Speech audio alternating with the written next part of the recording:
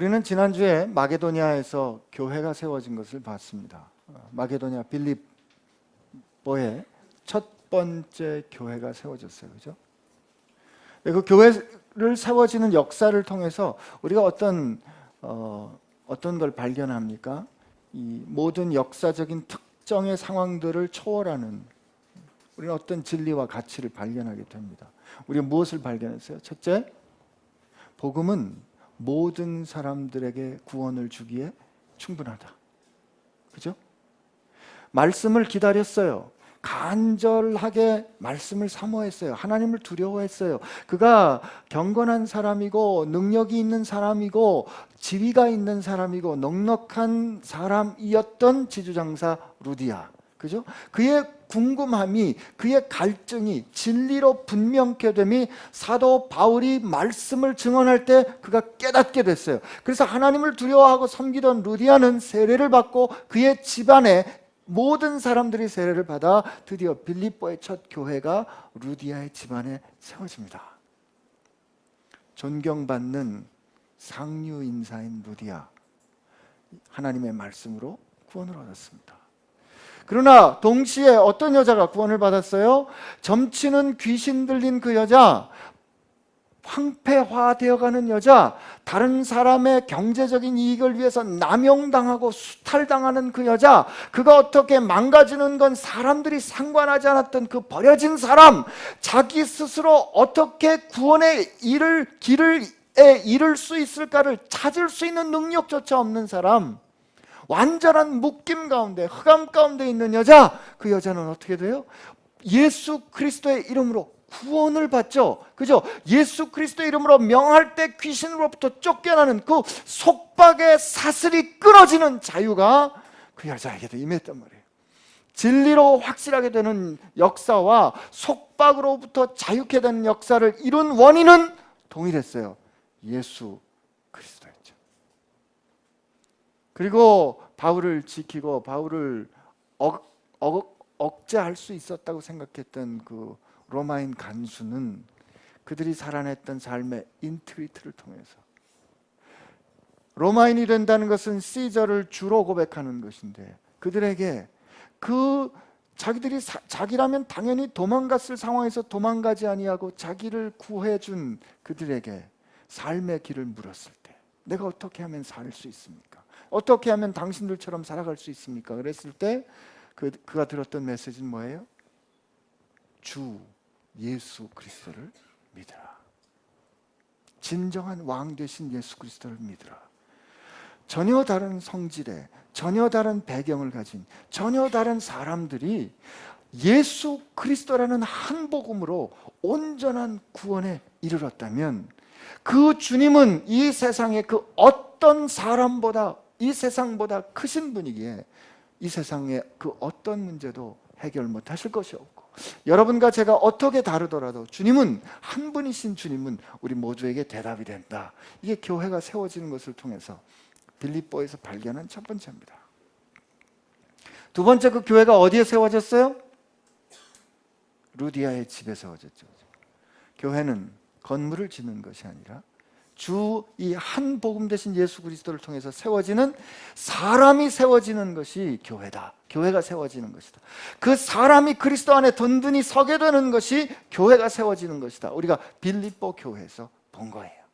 그리고 그렇게 사람이 세워지면, 그렇게 사람이 진리를 발견하여 자유케 되면 변화가 일어나고, 그 변화는 주님을 인정하지 않은 세상 속에서, 혹은 잘못돼 빚어진, 죄로 인해서 왜곡된, 기형화된, 혹은 망가진, 오염된, 병든 세상 속에서 우리가 복음으로 새롭게 된 변화가 생기면 뭐가 일어난다? 소동이 일어난다. 이게 점치는 여자가 자유케 됐기 때문에 바울과 신라는 옥에 갇혔죠. 소동이죠. 해프닝이죠. 이벤트죠. 그죠? 그가 그렇게 매를 맞고 옥에 갇혔습니다. 우리가 지난주에 그 교회가 세워지는 과정에서 하나님의 사람들이 성령에 따라 이끌림을 받지만 하나님은 절대 고난을 면제해 주시는 않는다. 그러나 그 고난을 통하여 하나님의 영광을 드러내신다. 우리 확인했습니다. 그들이 그렇게 해서 그 과정을 통해서 빌립보를 지나 이제 데살로니가를 갑니다. 데살로니가를 갈 때 1절을 보니까 어디요? 암비볼리와 아볼로니아를 거쳐서 데살로니가에 이릅니다. 아마 3일 길쯤 되는 것 같아요. 한 48, 한 50km 각각. 그러니까 빌립보에서 암비볼리가 한 50km. 거기서 다시 아볼로니아가 한 50km. 그래서 이제 데살로니가로 갑니다. 그 데살로니 3일 길을 거쳐서 데살로니가로 가는데 이 데살로니가는 당시 마게도니아의 수도였어요. 여기는 속지가 아니고 자유도시였습니다. 왜 자유도시가 됐냐면 BC 42년에 그 줄리어스 시저, 그러니까 시저, 그죠? 줄리어스 아구스투스, 그 시저 황제가 죽고 난 다음에 이 브루터스와 그 유명한 브루터스하고 옥타비아누스하고 전쟁이 일어나는데 이 데살로니가에 있는 주민들이 옥타비아누스를 지지합니다. 근데 그가 승리했어요. 그래서 옥타비아누스가 이 데살로니가를 자유도시로 만들어 줍니다. 그러니까 세금이 면제돼요. 이 데살로니가에서 자체적으로 발행한 코인, 동전이 생겨요. 여기가 항구 도시이기 때문에 물류가 많았어요. 소위 말하는 대도시인 거예요. 메가시티예요. 수도죠. 그리고 여기에는 그렇기 때문에 이 여러 가지 다양한 컬트들이 있었는데 우리 저 동아제약에서 그 오랫동안 동아제약의 그 뭐죠? 변하지 않는 바카스, 그죠? 바쿠스. 예. 그게 원래 그 주신이잖아요. 주신. 그 로마 신화에 나오는 주신. 왜 그 이름을 그렇게 붙였는지 모르겠는데. 아무튼 바카스는 동아제약의 그 캐시카우입니다. 그 다른 이름이 디오니소스예요. 그 디오니소스를 숭배하는 그 컬트가 이 데살로니가에 아주 뭐 말도 못하게 거기가 그 본산지였기 때문에 이 디오니소스 컬트는 이제 바쿠스가 이게 주신이거든요. 술 먹는 걸 좋아하고 이게 그 상징이 남성의 성기예요. 이게 굉장히 성적으로 문란했던 그런 도시가 데살로니가입니다. 여기 유대인들이 꽤 많이 살았어요. 자유도시였기 때문에 유대인들이 생업을 하기 좋았던 거죠. 여기에 사도 바울이 들어간 거예요. 저는 이 데살로니가 전도한 이 모델에 대해서 굉장히 사도행전 17장에 베레아를 포함해서 15절 짧게 집약되어 있지만 우리가 데살로니가 전후서를 함께 여러분 부탁이 있는데 오늘 가셔서 꼭 데살로니가 전서 꼭 읽어보세요. 하나님께서 도시를 살아가는 우리들에게 어떻게 지금도 도시에서 전도할 수 있는가, 복음이 어떤 영광을 가져다 줄 수 있는가, 우리 데살로니가 전서를 통해서 발견할 수 있습니다. 이들이 여기 갔어요. 가가지고 유대인의 회당을 찾은 거예요. 유대인의 회당이 있다는 말은 이 도시에 유대인들이 꽤 많이 살았다는 뜻입니다. 그래서 거기 2절 3절을 우리 한번 같이 읽어봅니다. 시작. 바울이 자기의 관례대로 그들에게로 들어가서 새 안식일에 성경을 가지고 강론하며 뜻을 풀어 그리스도가 해를 받고 죽은 자 가운데서 다시 살아나야 할 것을 증언하고 이르되 내가 너에게 전하는 이 예수가 곧 그리스도라 하니. 우리는 먼저 이 앞에 데살로니가에서는 복음을 증언하는 것이 어떤 것인가를 배울 수 있는데 사도 바울이 일단 유대인의 회당에 들어가는 그 접촉점을 찾는 이유 중에 한 가지는 유대인의 회당에는 유대인들이 있어요. 유대인은 오랫동안 하나님의 말씀을 읽어오던 사람이고 거기서 하나님의 말씀을 또 읽는 일이 일어나는데 동시에 유대인의 회당에는 하나님을 경외하는 소위 경건한 이방인들이 많은 곳이에요. 그러니까 마음으로 준비되어 있는 사람들을 만날 수 있는 것이 유대인의 회당인 거예요. 그 유대인의 회당에 들어가서 오늘 그가 어떻게 하냐면 새 안식일에 걸쳐서 성경을 가지고 강론하고 뜻을 풀었고 증언하고 선포합니다. 그러니까 다양한 방법을 통해서 예수님의 말씀을 전해요. 이 복음을 증언하는데 근데 여기 보니까 새 안식일이라 그러는데 이 새 안식일이 연달아 새 안식일인 것 같아요. 그래서 사도 바울이 데살로니가에 얼마나 머물렀을까? 적어도 3주는 더 된 것 같아요. 왜냐하면 빌립보서에 보면 여러분들이 내가 데살로니가 있을 때 한 번이 아니고 2번이나 나를 위해서 도와줬다 이런 말을 하고 데살로니가 전서에 가보면 사도 바울이 거기 들어갔을 때 일단 일터에 가서 텐트 메이커로서 일할 곳을 찾습니다. 아마 야손의 집에 가서 거하는 거했던 것 같은데 그 야손의 집이 아마 데살로니가의 첫 또 교회가 됐던 것 같아요. 근데 이 사람이 거기서 일을 하는 그 관계, 비즈니스를 여는 정도로 있었으니까 그냥 3주만 있었던 건 아닌 것 같아요. 적어도 뭐 학자에 따라서는 여러 가지 뭐 추정이 있지만 3주가 아니라 한 3개월 정도 있었을까? 그런데도요 짧아요. 여러분 우리 교회 지금 5년째 되고 있어요. 사도 바울은 3년도 아니고 3개월 정도 있었는데 데살로니가전서 읽어보세요. 엄청난 변화, 아주 폭발적인 변화가 일어납니다. 이게 원래 복음의 능력이고 영광이거든요. 난 그게 오늘 우리에게 있기를 축복합니다. 근데 사도 바울이 어떻게 복음을 증언했는가? 첫째, 하나님의 말씀을 읽습니다. 하나님의 말씀을 읽고 그러니까 2절 후반부에 나오잖아요. 성경을 가지고 하나님의 말씀을 읽었어요. 여러분 우리가 하나님의 말씀을 읽는 게 그만큼 중요해요. 그 다음에 뜻을 풀어 그리스도가 해를 받고 죽은 자 가운데서 다시 살아나야 할 것을 증언해요. 무슨 뜻인가 하면 하나님의 말씀을 읽고 하나님의 말씀을 통해서 왜 하나님께서 보내주신 구원자 그리스도가 해를 받고 죽은 자 가운데서 다시 살아나야 할 것을 그가 말씀을 통해서 풀어냅니다. 어떤 말씀이 있었을까? 예를 들면 이사야 9장 이방 땅 스불론에 있는 그 나사렛에서 구원자가 날 것이다. 그 이사야 9장의 말씀을 기억했겠죠. 혹은 이사야 53장에 고난받는 종의 노래를 불렀을 거예요. 그리고 주님께서 말씀하신 주 여호와의 영이 내게 임하셨으니 하는 이사야 61장의 말씀이 어떻게 이루어졌는지 그가 증언했을 거예요. 그리고 시편 22편에 주님께서 십자가에서 어떻게 고난을 당하실 건지 다윗을 통해서 미리 예언한 것, 미리 노래한 것을 봤을 거예요. 그런 이미 예언된 말씀들을 풀어서 예수님도 누가복음에 복음서에 예수님께서 십자가를 지기 전에 인자가 모든 사람의 구원받은 많은 사람들을 위하여 고난을 받아야 하고 사흘 만에 다시 살아나야 할 것이다.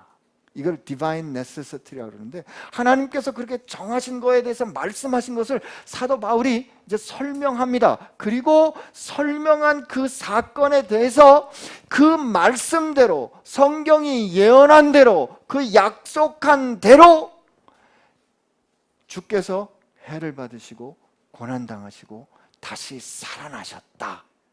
그 해 받으시고 죽으시고 다시 살아나신 그 현실에 대해서 우리가 증인이다.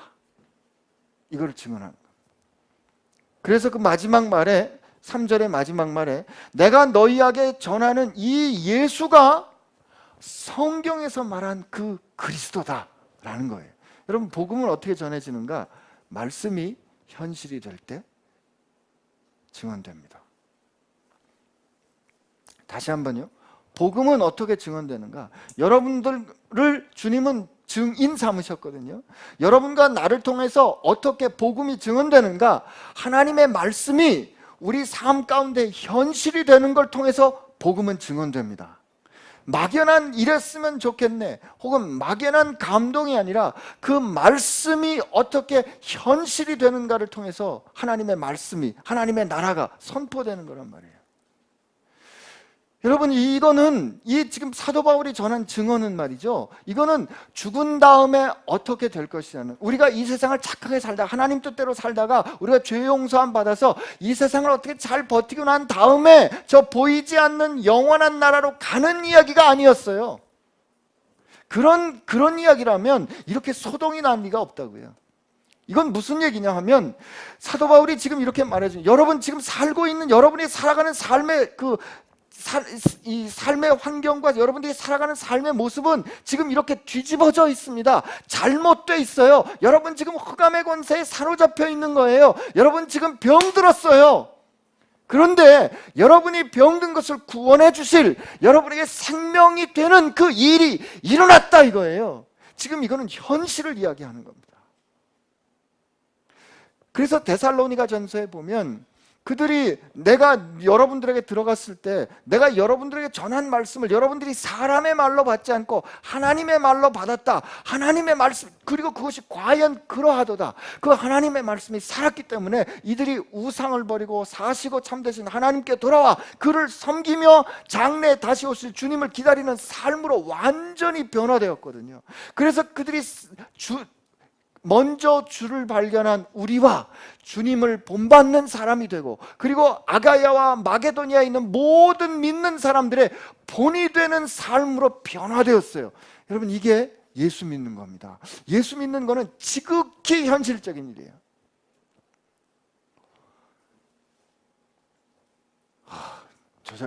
저 목사가 왜 이렇게 맨날 하는 얘기인데 이렇게 저걸 가지고 이렇게 소리를 지르면서 흥분하나. 이게 오늘 조 목사님도 그런 말씀하셨는데, 우리가 말이죠, 이 현실적인 얘기를 들었는데, 굉장히 중요한 메시지를 들었는데, 그게 먼 장래의 일로 여기는 착각을 하고 있어요. 여러분, 제가 병원에서 그 의사이지 않습니까? 근데 의사가 내시경 검사해놓고 난 다음, 저는 밥통 보는 의사는 아니에요. 염통 보는 의사긴 하지만, 밥통 보는 의사가 내시경 검사하고 조직 검사 결과 나오는데 잠깐 기다립시다. 그리고 한 2, 3일 지나서 혹은 일주일 지나서 다시 만난단 말이에요. 다시 만날 때까지는 조금 염려도 되지만 그냥 몰랐어요. 그런데 의사가 갑자기 이렇게 좀 심각해지면서, 안심기 씨 어떻게 하면 좋죠? 이게 암입니다. 그런 메시지 듣는 순간에 그 당장에 그 사람이 암 환자 됩니다. 몸은 하나도 안 바뀌었는데 그 메시지 듣기 전까지는 그렇게 안 살았어요. 근데 어떡하죠? 암입니다. 그러면 당장에 암 환자가 된다니까요. 현실이 바뀌어요. 이제까지 중요하게 살았던 내일 여행 가고 내년에는 이사되고 뭐 되고 하는 그런 계획이 다 무너지고, 암이라니. 그러면 어떻게 해야 되나요, 선생님? 내가 이제 어떻게 하면 좋습니까? 그러면 이 살아가는 삶의 모습이, 살아가는 삶의 결정들이 완전히 달라진다 이 말이에요. 이 의사의 선고를 들어도 그런데 말이죠. 지금 우리는 복음을 통해서, 예수 그리스도를 통해서 우리의 영원한 삶이 왔다 갔다 하는 선포를 들었단 말이에요. 그런데 어쩌면 우리가 이렇게 아무렇지도 않을 수 있냐. 골로새서에 보면 이렇게 써 있어요. 골로새서 2장에 한번 들어보세요. 골로새 2장 13절에 이렇게 되죠. 또 범죄와 육체 무할례로 죽었던 너희를 하나님이 그와 함께 살리시고 우리의 모든 죄를 사하시고 우리를 거스르고 불리하게 하는 법조문으로 쓴 증서를 지우시고 제가야 버리고 십자가에 못 박으시고 통치자들과 권세들을 무력화하여 드러내어 구경거리로 삼으시고 십자가로 그들을 이기셨느니라. 이 메시지 이렇게 듣는데 여러분 지금 표정이 가만히 계시잖아요. 지금 여러분, 이 성경이 지금 우리에게 지금 뭐라고 말씀하고 계시냐면, 여러분 죽었다, 이게 죽었다 이거야. 여러분과 제가 죽었다 이거예요. 근데 안 믿잖아요. 허물과 죄로 인해서 죽었다, 이거 안 믿잖아요. 아니요, 나 살았는데요. 성경은 지금 우리에게 뭐라고 말하냐면, 허물과 죄로 인해서 우리가 죽었는데 그 허물과 죄로 인해 그렇게 영원히 죽을 수밖에 없는 우리들이 주의 죽음과 함께 합하여 그의 생명으로 다시 사신받아 살아났습니다. 이게 현실입니다 이거예요. 이게 지금 여러분과 저예요. 지금 이 만져지는 우리가 그렇단 말이에요. 우리가 값으로 사신받았다, 이게 현실로 느껴지지 않기 때문에 변화가 없는, 변화가. 복음이 능력이 없는 거예요. 그러니까 주께서 생명으로 값주어 사신받았다는 게 진짜 현실이라는 그런 깨달음, 그게 내 현실이 안 되니까 나보다 돈 좀 많이 가진 사람 있으면 그냥 확 주눅 들고, 나보다 조금 편한 사람 있으면 확 속상하고, 나보다 조금 못한 사람 있으면 확 무시하고 하는 그런 일들이, 그런 삶이 여전히 우리 가운데 있는 거 아니겠어요? 난 진짜 우리가 복음을 현실로 들었냐 이 말이에요. 현실로. 여러분, 이거 예수 믿는다는 일은 저 먼 훗날 우리가 죽은 다음에 천국 가는 일이 아니라니까요. 그래서 우리가 불같은 시련에 한번 들어가야 돼. 한번 죽을 똥 살 똥 해봐야 된다고요.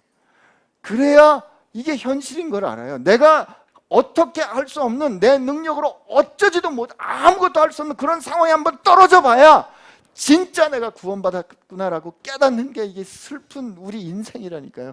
여러분, 근데 그렇게 되기 전에 깨달으면 얼마나 좋겠어요. 하나님은 그렇게 우리가 깨닫지 못하니까 어떻게 해? 찢으시더라도 우리가 깨달아야 되니까 그렇게 하시는 거 아니겠어요?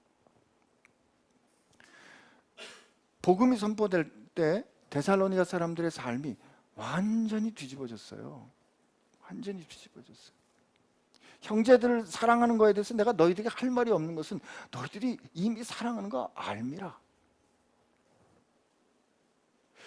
그리스도인답게 산다는 것은요, 이 사람들이 가만히 그 다음 우리 17장 4절 5절 이렇게 보니까 그 중에 어떤 사람 곧 경건한 헬라인의 큰 무리와 적지 않은 귀부인도 권함을 받고 바울과 실라를 뭐라고요? 따르나. 그러니까 그들처럼 살았다 이거예요.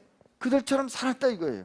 그러나 유대인들이 시기하여 저자의 어떤 불량한 사람들을 데리고 때를 지어 성을 소동하게 하여 야손의 집에 침입하여 그들을 백성에서 끌어내려고 찾았으나 발견하지 못하며 야손과 및 누구들이? 형제들이 끌고 읍장들 앞에 가서 소리질러 이르되 천하를 어지럽게 하던 이 사람들이 여기도 이르매 야손이 그들을 맞아들였도다. 이 사람들이 다 가이사의 명을 어겨하여 말하되 다른 임금 곧 예수라는 이가 있다이다 하니, 이 사람들이 지금 사도 바울과 그 일행을 무고하는 거지만 사실은 맞는 얘기하는 겁니다.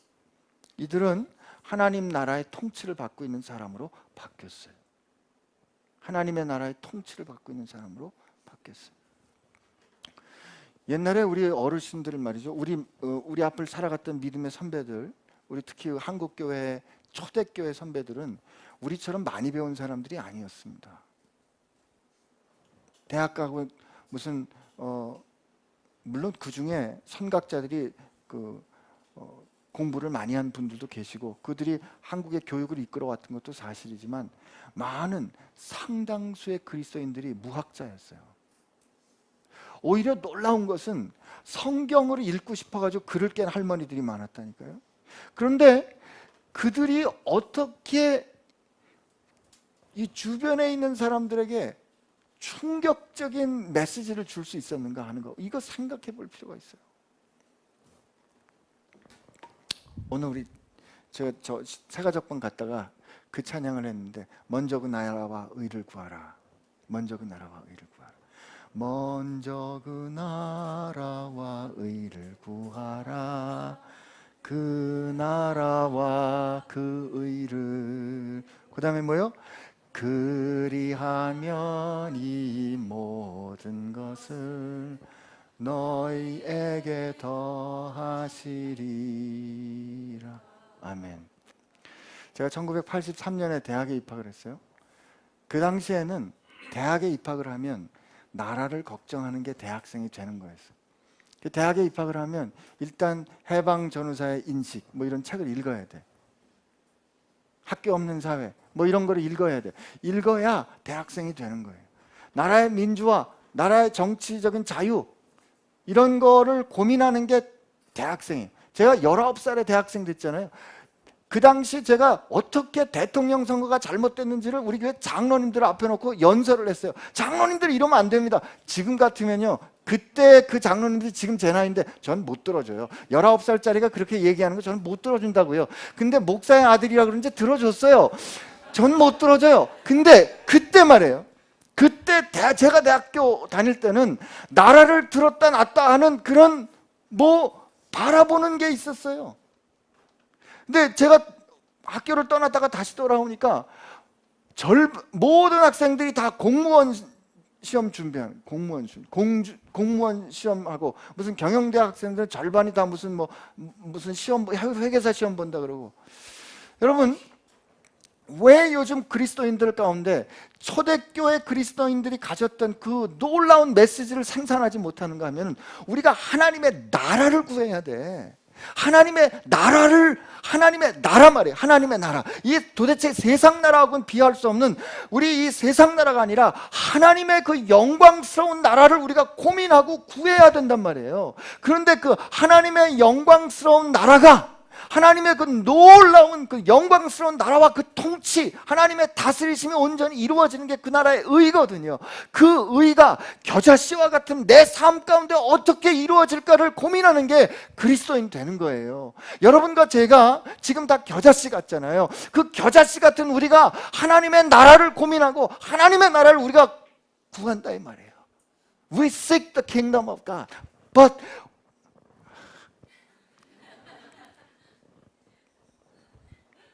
제가 이 영화가 갑자기 이게 진짜 좋은 병원에 그 모토가 있는데, 그 사람들이 뭐라고, We heal humankind. 대단해. 인류 전체를 치료한대. One patient at a time. 모든 인류를 치료하는 그 자신들의 비전이 어느 특정한 시간에 한 사람을 치료할 때 녹여내겠다는 거예요. 우리는 하나님의 나라를 구해요. 언제? 어느 특정한 시간에 특정한 사건 가운데 하나님의 나라를 구하는 그 노력 말이에요. 그 노력이 데살로니가 전서의 데살로니가 사람들에게 어떻게 나타나냐면, 우상을 버리고 참 사시고 참되신 하나님 앞에 돌아와 그를 섬기고 돌아오신 하나님의 나라를, 주님을 기다리는 삶의 모습으로 드러났다는 거죠. 초대교회 교인들이 그랬어요. 임금 대신 예수님의 통치를 그들은 그렇게 이뤄냈단 말이죠. 그러니 어떻게 가만히 세상이 어떻게 가만히 안 흔들려요? 세상이 흔들릴 수밖에 없죠. 세상이 흔들릴 수밖에 없죠. 사도 바울은 그것을 경험했어요. 말씀을 읽고 말씀의 약속대로, 약속이 되는 현실을 가지고 그들이 증언했다면, 오늘 우리도 마찬가지예요. 하나님의 나라를 구할 때, 하나님께서 말씀으로 우리에게 주실 때 그 나라와 통치를 구하는 우리들이 말씀에 따라 우리 가운데 역사하시는 현실로 증언할 때 교회는 세워질 겁니다.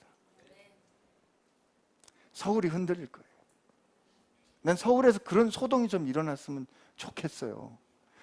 여기 있는 이 못된 유대인들처럼 말이죠. 목사님 파하고 장로님 파에서 용역들 불러다가 서로 싸우는 그런 소동 말고요. 딱 어떻게 배우면 바울과 실라를 배우지 이 유대인들을 배우냐고요. 유대인들이 시기에 저자의 어떤 불량한 사람들을, 용역들을 데리고 때를 지어 가서 교회를 소동하게 하는 이 역사만 어떻게 반복되냐고요. 여러분, 이거 우리가 가슴을 쳐야 돼요. 우리를 통해서 이 소동이 일어나는 건 말이죠. 어떻게 저 사람들 저렇게 다른 사람들을 사랑할 수 있는가?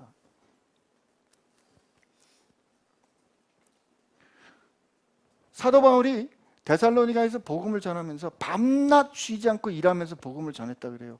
왜 그랬는가? 그 당시에는 이 패트론과 클라이언트 관계가 있었어요. 이 무슨 뜻인가 하면, 힘 있는 사람이 자기 부하들하고 이게 관계를 가져요. 그 중에 말쟁이들이 있었다고요. 소피스트들이, 이 힘 있는 귀족들이 듣고 싶어 하는 말을 전해주고, 이 사람이 그 대신 이 사람들의 생계를 책임져줘요. 근데 사도 바울이 그런 도시에 가서, 그렇게 아덴에 가면 또 그런 일이 생기는데, 그런 도시에 가서 교회로부터 돈을 받아가면서, 교회로부터 지원을 받아가면서 이 복음을 전하면, 저자가 저 사람들로부터 돈 받아서 일하는 말쟁이들이구나 라고 오해받을 수 있거든요. 이게 당대 컬처예요. 당대 문화니까 나는 그렇게 하고 싶지 않다. 왜? 복음이 혼잡하게 되면 안 되니까. 복음은 그런 게 아니라고 생각하니까, 장막 깃는 텐트 메이커로서 그가 밤낮으로 일하는 수고를 마다하지 않고, 왜 그가 뭐라고 말해? 데살로니가 전서에 우리가 사도로서의 권위가 없느냐? 우리가 사도로서의 권위 없는 말은 교회로부터 지원을 받아서 우리가 그렇게 그 복음을 전할 권세화가 없느냐, 이런 뜻이에요. 그러나 우리가 너희들에게 짐이 되지 않으려고, 그리고 더욱은 복음을 혼잡하게 하지 않으려고 밤낮 일하면서 말쟁이들과 스스로를 구별하면서 복음을 전한 거란 말이에요. 교회 가운데 이 영광이 회복돼야 됩니다. 여러분들, 데살로니가에 있었던 이 소동은요, 오늘 한국 교회 가운데 분명히 다시 회복돼야 되는 역사여야 돼요. 여러분들이 복음을 어떻게 하면 분명히 증언할 수 있을까를 위해서 기꺼이 손해보기를 결심하고 기꺼이 수고를 마다하지 않기로 결심하고 하나님의 말씀을 붙잡고 증언할 때 세상은 충격을 받게 될 겁니다. 여러분, 우리 좀 상상해 보자고요. 우리 세상에 충격을 주는 거예요. 충격을. 근데 어떤 충격을 준다? 멋있다. 저렇게 살고 싶다. 참 고상하다. 하나님의 뜻은 이것이니 너희의 거룩함이라. 데살로니가 전서에 나옵니다. 그 디오니소스 컬트가 막 충만하고 다 욕망에 끌려서 그렇게 막 그냥 아주 지저분하게 사는 거기에서 고고하게 구별된 깨끗한 삶으로 구별해서 사는 그 거룩한 충격 말이에요.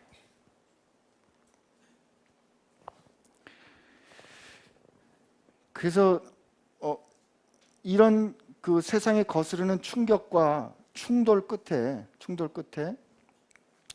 이제 사도 바울은 데살로니가를 떠나서 베레아로 갑니다. 근데 우리 베레아에 있는 그걸 볼 때는 복음을 받는 사람들의 태도를 우리 생각할 수 있어요. 복음을 받는 사람들, 그 베레아 사람들이 어떤가 하면 11절에 이렇게 돼 있죠. 베레아에 있는 사람들은 데살로니가에 있는 사람들보다 더 어떻게 해요? 너그러워서 간절한 마음으로 말씀을 받고 이것이 그러한가 하여 날마다 성경을 상고함으로 이렇게 돼 있어요. 이때 너그럽다라는 말은 open minded, 이게 혹은 이게 noble minded 이런 뜻인데, 이게 고상하다는 게 이런 뜻이에요. 이게 무슨 뜻인가 하면 미리 정해놓고 듣지 않는다 이거예요. 우리 진영 논리라 그러죠. 결정하고 듣지 않는다 이거예요. 저거는 이제 마음에 안 드는 사람이야. 그러니까 제가 무슨 말을 하든지 나는 안 듣기로 결정해. 여러분 이 회의체에서 어떤 운영회든지 회의체에서 둘이 서로 앉아. 그러면 아주 분명하죠. 이 사람이 찬성하면 나는 반대. 이 사람이 반대하면 나는 찬성. 이게 고상하지 않은 거예요. 여러분, 여기 데살로니가 사람들이 너그럽다라는 말은 말씀을 이 편견 없이 받았어요. 편견 없이 받고 그 받은 그 말씀이 과연 성경에 비추어서 옳은가를 점검해 봤다 이거예요. 이게 말씀을 듣는 태도입니다. 여러분, 오늘 마찬가지예요. 제가 여러분께 전하는 말씀을 들었어요. 전하는 말씀을 듣고 이게 편견 없이 들으세요. 그리고 말씀에 비추어서 이게 옳으면 옳다, 아니면 아닌데요 할 수 있는 거, 이게 고상한 사람들입니다. 이게 너그러운 사람들. 그래서 베레아 사람들이 하나님 앞에 많이 돌아올 수 있었던 거예요. 오늘 우리가 복음을 전하고 복음을 들을 때 그렇게 듣게 되기를 축복합니다. 하여튼 미움의 힘이 얼마나 크냐면 데살로니가 사람들이 거기까지 내려와가지고 말이죠. 거기서 또 소동을 일으키지 않습니까?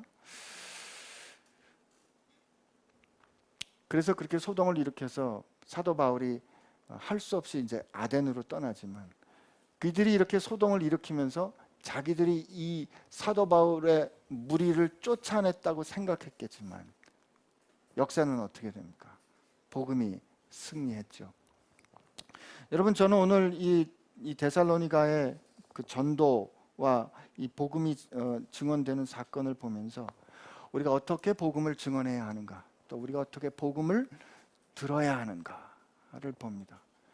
오늘 우리가 마지막으로 말씀을 정리하면서 여러분들하고 한번 확인하고 싶은 것은, 말씀은 그 약속대로 증언되는 삶을 통하여 전해집니다. 나는 우리의 삶 가운데서 세상이 그런 충격적인 아름다움을 보게 되기를 축복합니다. 여러분, 하나님 앞에 소망하세요. 간절히 기도하세요. 그리고 하나님, 우리의 눈을 열어서 하나님, 이 뒤집어진 이 세상 가운데 지금 현실로 임하시는 이 현실을 바로잡으면서, 이 현실을 전복시키면서, 이 현실을 회복시키면서, 이 현실을 거룩하게 하면서, 거룩하게 정화하면서 영광으로 임하고 계시는 하나님의 나라를 보게 해주시고, 그 하나님의 나라를 구하게 해주시고, 오늘 내가 겨자씨와 같을지라도 그 하나님의 나라를 증언하는 영광된 교회, 그래서 그 영광으로 세상에 충격을 줄 수 있는 그런 은혜 허락해 주옵소서. 이렇게 하나님 앞에 기도하시길 바랍니다. 우리 같이 기도합시다.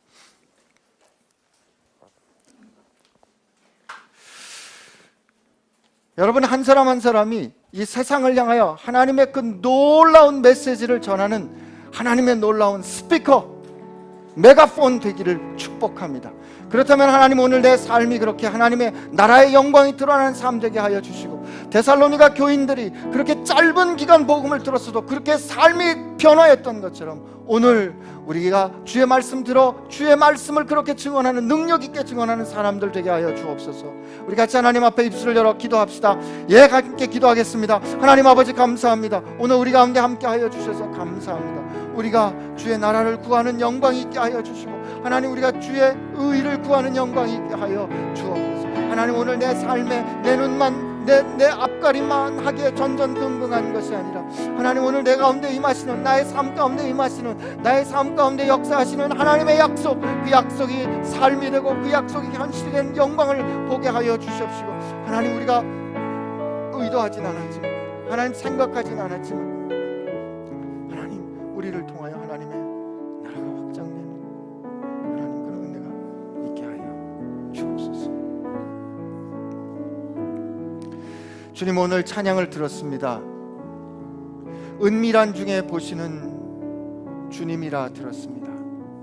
주님, 우리가 살아가는 동안에 주님이 어디 계신지, 주님이 정말 과연 내 삶을 보고 계신지 우리가 주님의 임재를 잘 느끼지 못할 때가 많이 있습니다. 그러나 하나님, 그렇게 은밀한 가운데 감추인 곳에서 우리를 보시고 계시더라도 주님이 항상 우리와 함께 있음을 기억하고 하나님의 말씀을 붙잡아 그 말씀이 겨자씨와 같은 우리를 통하여 현실이 되어 이 패역한 세상을 뒤집어 엎는 충격을 주는 영광을 우리 모두가 경험하게 하여 주옵소서. 세상에 이 사람 살리는 소식으로, 이 기쁨의 소식으로 흔들렸던 것이 분명해지고, 묶인 것들이 풀어지고, 슬픔이 변하여 기쁨이 되는 이 감격스러운 충격으로 세상을 흔드는 사람들 되기를 소원하오니, 오늘 기도하는 우리 사랑하는 모든 지체들이 그렇게 세상을 흔드는 충격되게 하여 주옵소서. 하나님의 목소리 되게 하여 주실 줄로 믿사옵고 예수님의 이름으로 기도합니다.